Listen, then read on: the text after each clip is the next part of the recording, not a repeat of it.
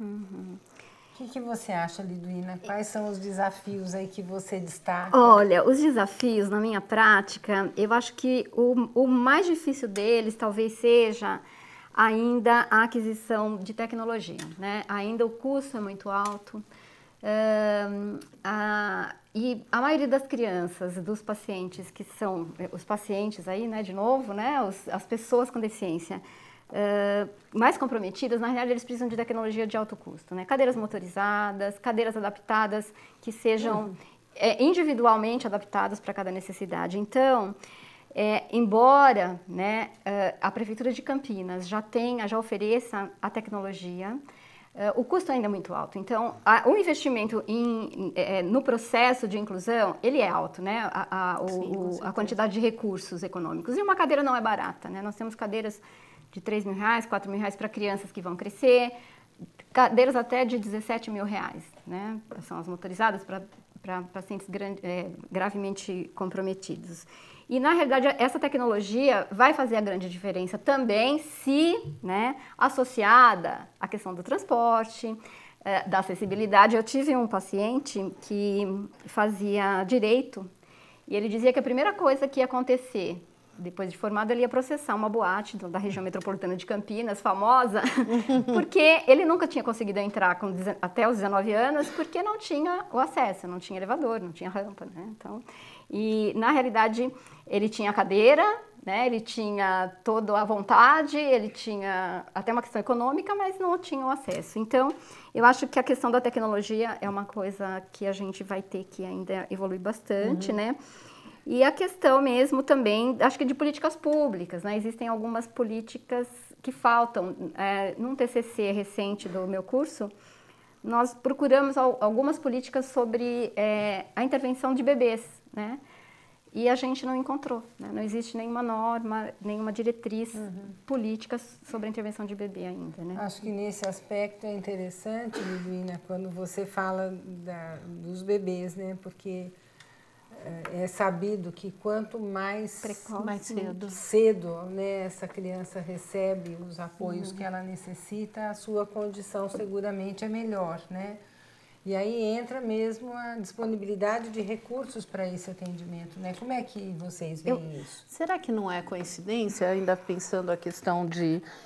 passa a ser um senso comum que é bom se garantir a acessibilidade a partir da Constituição. A Constituição está completando aí 30, quantos anos? 1988. Vamos fazer a conta aqui, alguém faz... 2011. Quer dizer, ela é jovem, né? Como são os nossos jovens ingressantes, né?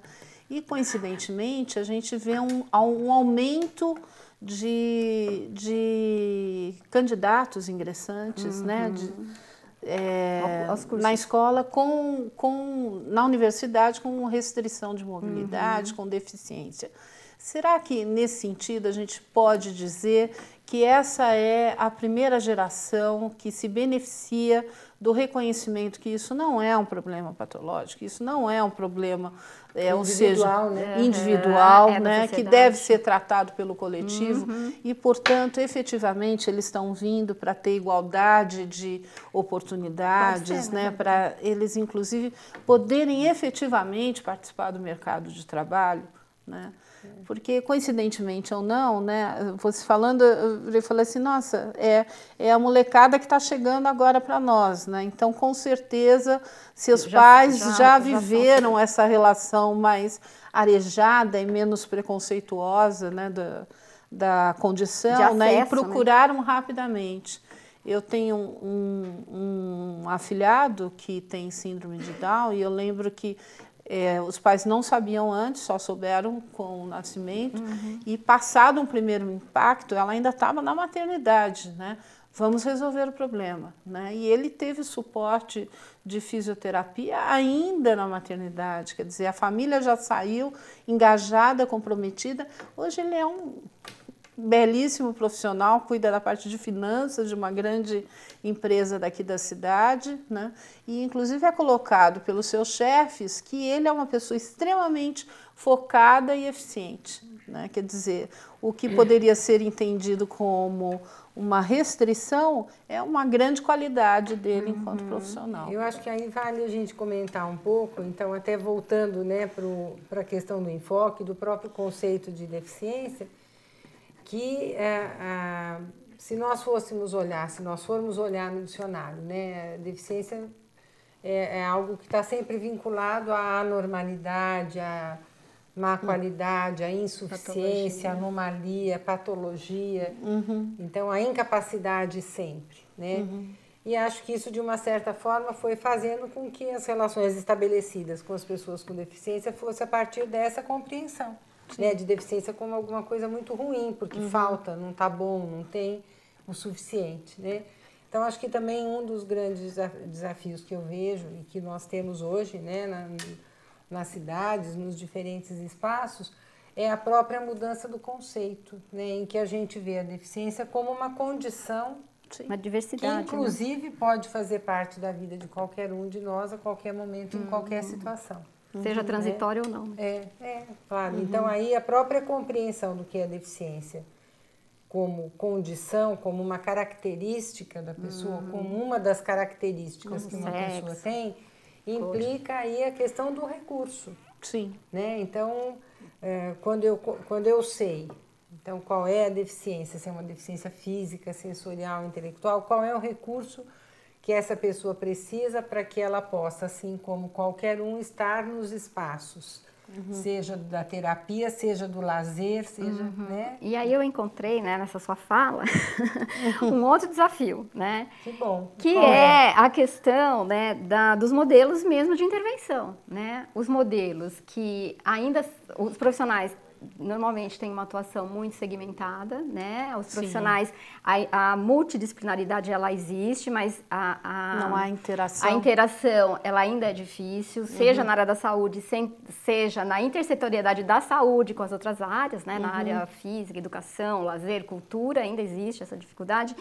E os modelos de reabilitação de intervenção que ainda são muito centralizados, na minha opinião, né? Não é a minha opinião, inclusive é a opinião da Organização Mundial de Saúde. Um dia descobri que a Organização Mundial de Saúde pensa como eu. Falei, nossa, né? Como eu sou modesta, como eu sou modesta.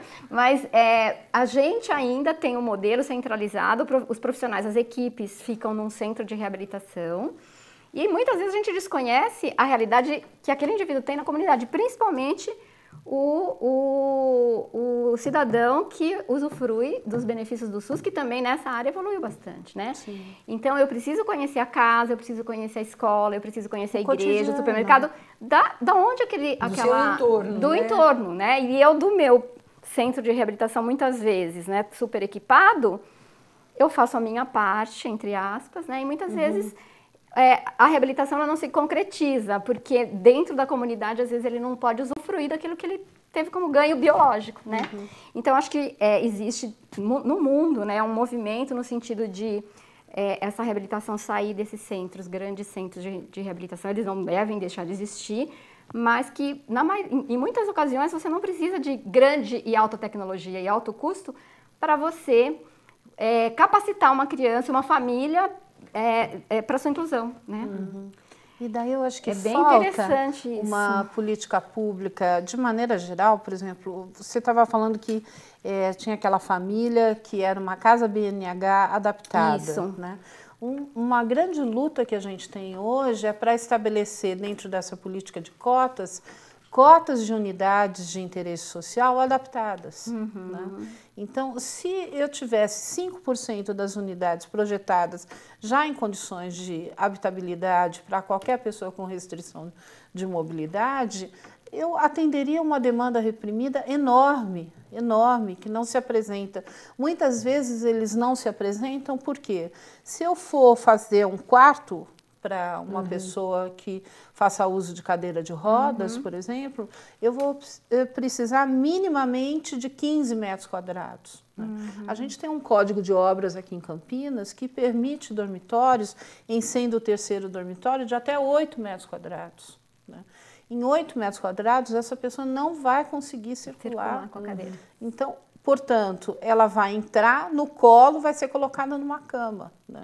Então, ela não vai nem conseguir viver em condições mínimas, né? Ou um guindaste, né?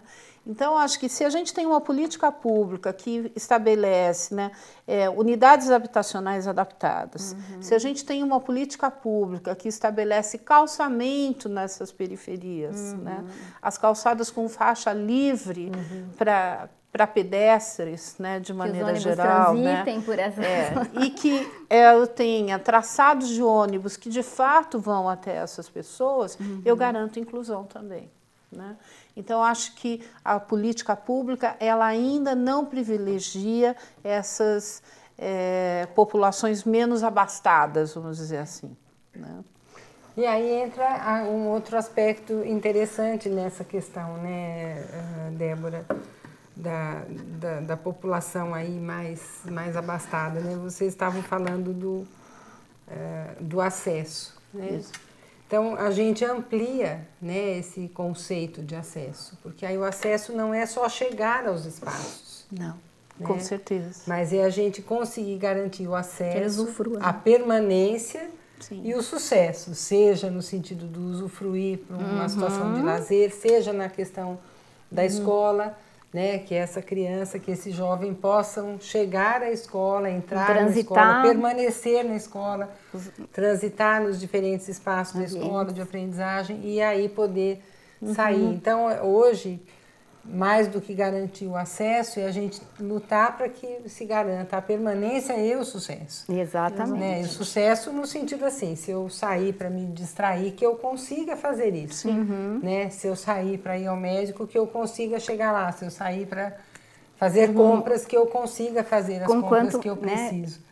E quanto mais autonomia, melhor, né? Exatamente. Então, o ir e vir é para todos, né? Exatamente. Não é só para alguns. E aí eu acho que no próximo bloco nós podemos tratar disso um pouco. Quer dizer, quando nós falamos de inclusão, aqui nós estamos nos referindo à inclusão de pessoas com deficiência, mas inclusão é uma palavra tão bonita, né? Inclusão é para todos. Então, como é que fica essa questão mesmo? E a questão também, da formação, né? Dos profissionais. Eu acho também, que no próximo bloco a gente pode falar sobre isso. Tá ótimo. Voltamos já.